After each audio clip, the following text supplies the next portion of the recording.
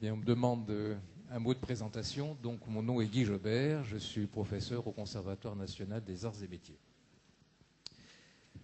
Effectivement, j'étais venu participer à ce colloque parfaitement tranquille, dans le statut de participant. Il m'a été demandé hier, donc à 13h08, comme l'a précisé Patrick, j'ai accepté de remplacer au pied levé Madame Veil-Facina. J'ai cédé à cette marque de la féroce amitié qui nous lie. Et dès 13h25, je regrettais d'avoir accepté. Et probablement, c'est pas raisonnable du tout de se livrer à ce genre d'exercice. Mais enfin, vous êtes là, moi aussi. Je vais donc tenter d'apporter ma contribution et éviter que cette table ronde de sommet soit dégarnie tout de même. Alors évidemment, pas attendre une contribution longuement et fortement construite, mais contribution véritablement avec quelques propositions à livrer au débat avec les collègues et avec la salle. Donc sur la thématique des rapports entre l'expérience et le développement. Alors d'abord, pour parler d'expérience, quelle idée on s'en fait, parce que chacun y va de sa conception. Je vais retenir des choses qui ont été dites hier. L'expérience qu'on pourrait définir comme un rapport vécu à son action. Ce n'est pas l'action, c'est un rapport vécu à son action dans le monde, de manière large. Une action dont on a dit qu'elle était plutôt de nature événementielle, c'est-à-dire marquée par des événements qui obligent à renormaliser, pour parler comme Schwartz, ou paroxystique. Donc une action événementielle ou paroxystique. Deuxième caractéristique, considérée du point de vue d'un sujet singulier.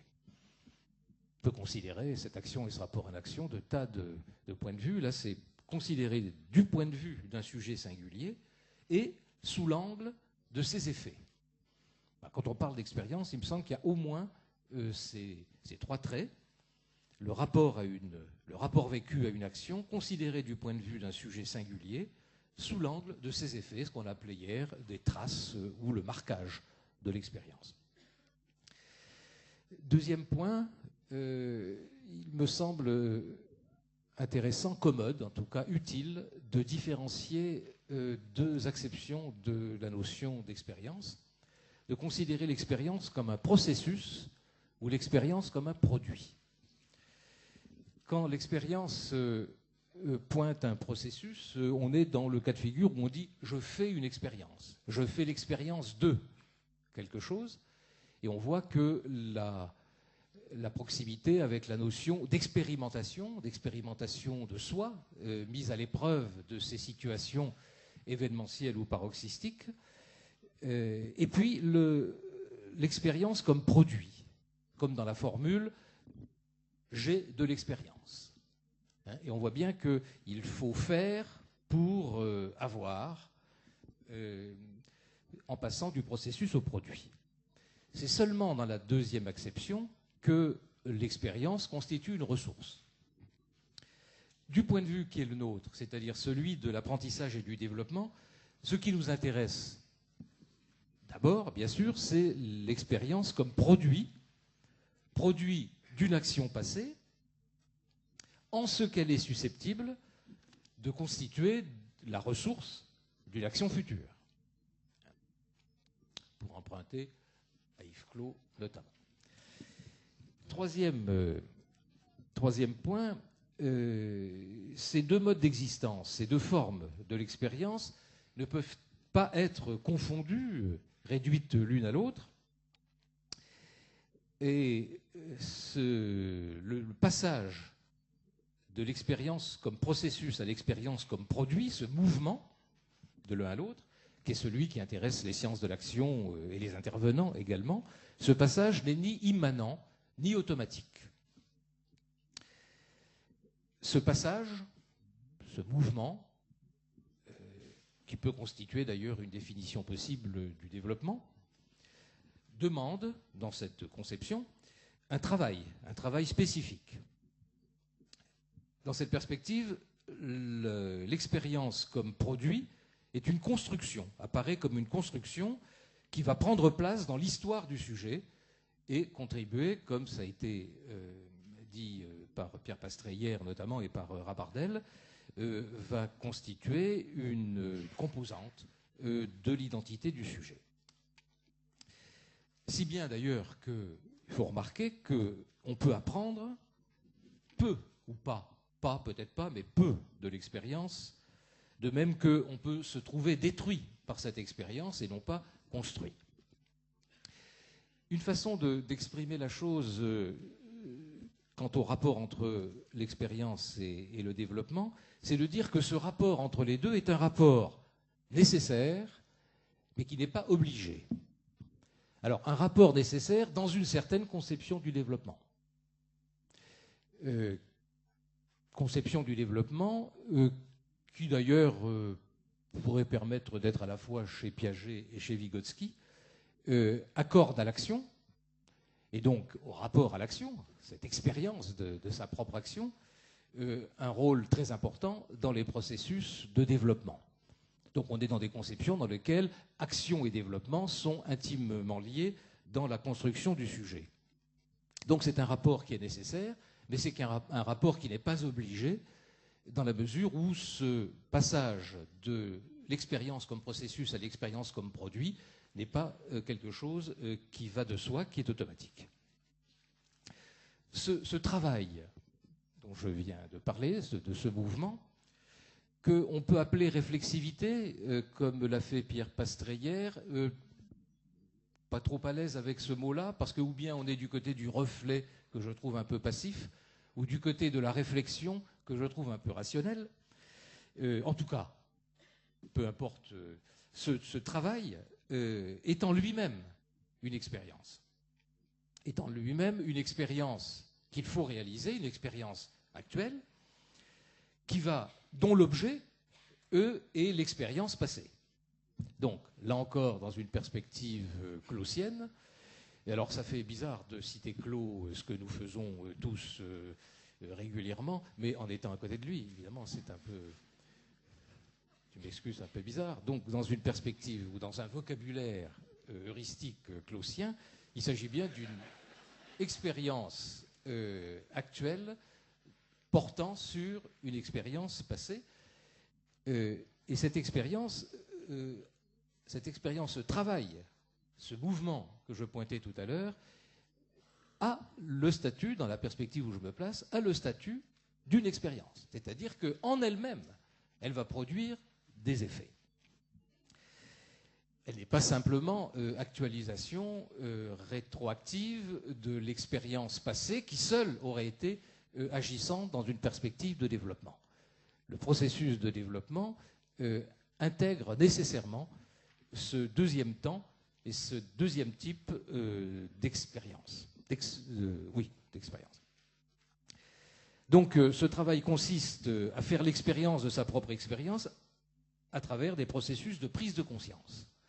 Alors là encore, par rapport à la contribution de Pierre Pastré hier, j'utilise ce mot de prise de conscience, non pas au sens où tu disais, Pierre, un peu réducteur, de sens de formalisation de l'implicite, mais en donnant à cette notion de prise de conscience le sens de cette capacité qu'ont les fonctions psychiques supérieures d'intervenir sur leur propre fonctionnement.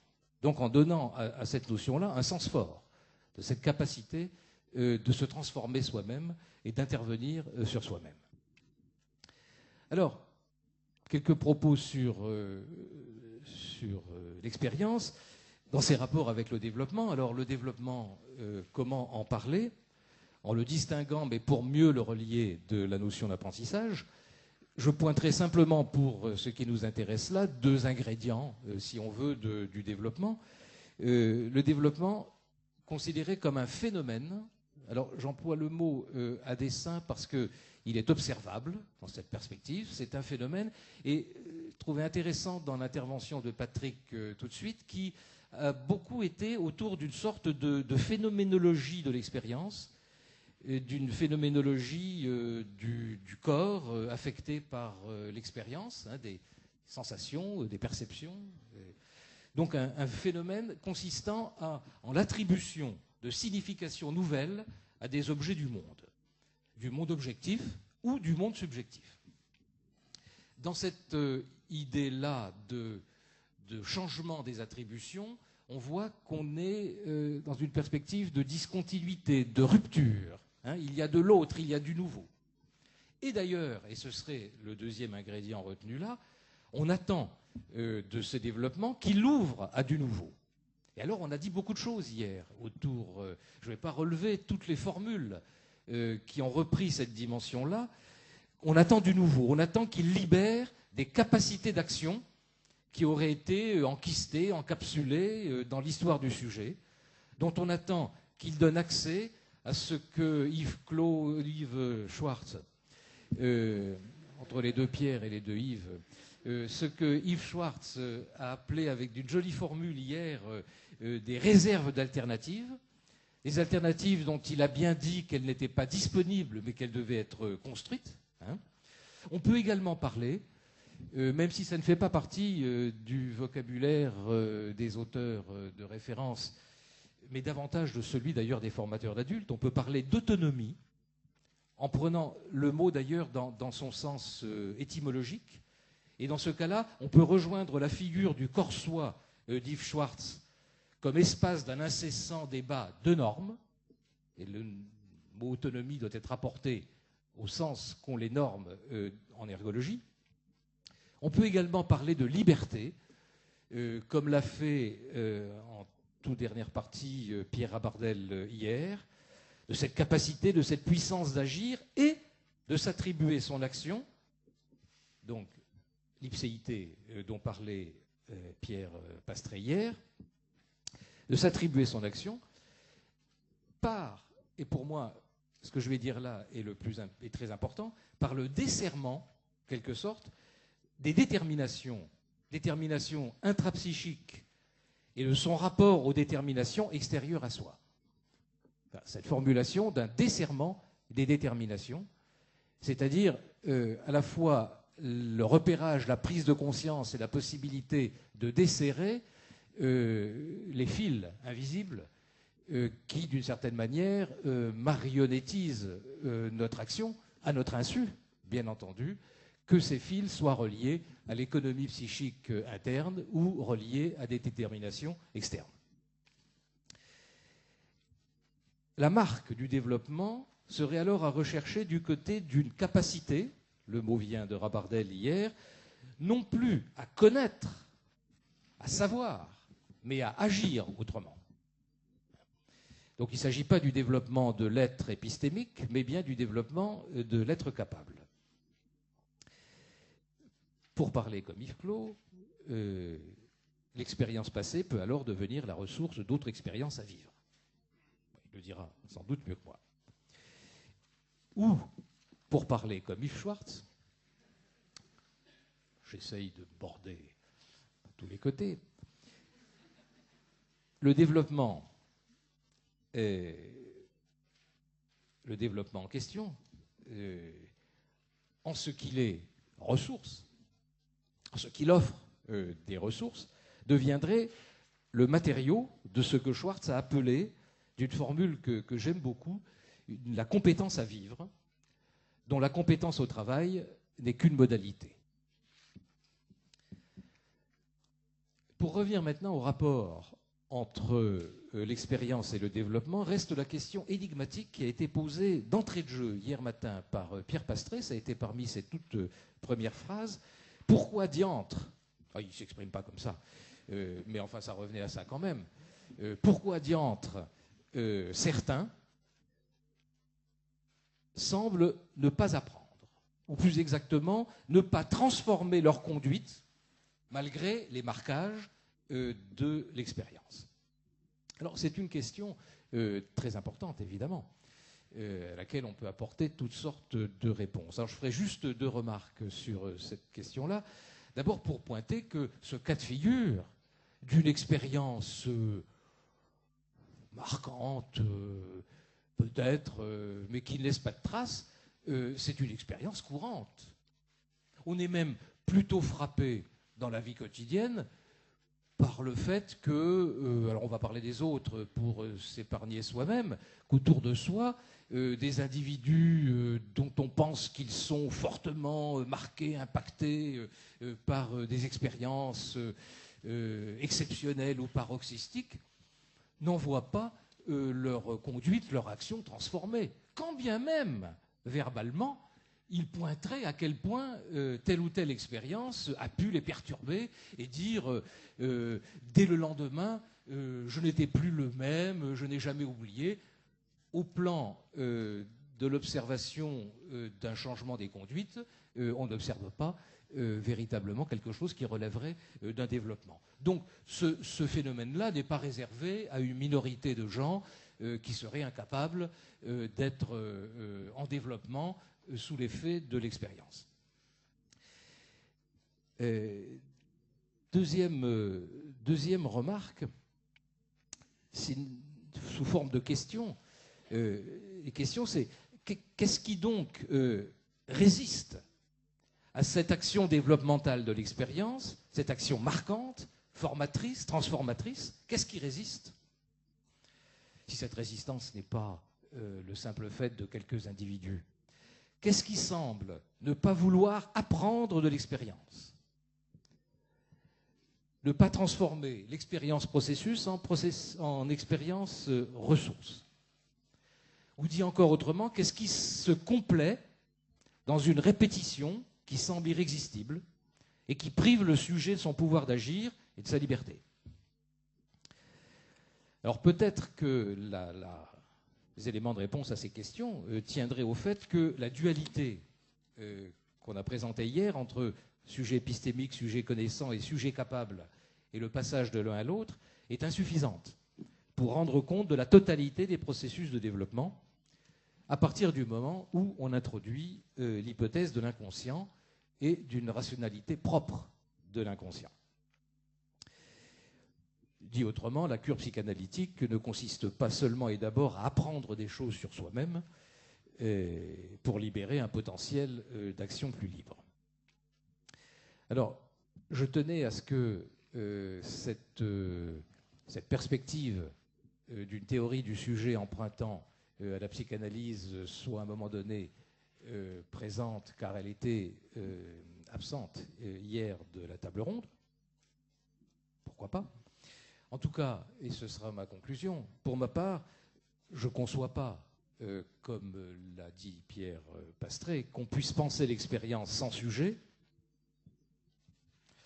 un sujet qui a un corps, mais je ne vois pas non plus comment on peut penser le sujet et son devenir plus libre sans tenter de prendre en compte également les déterminations inconscientes de l'action.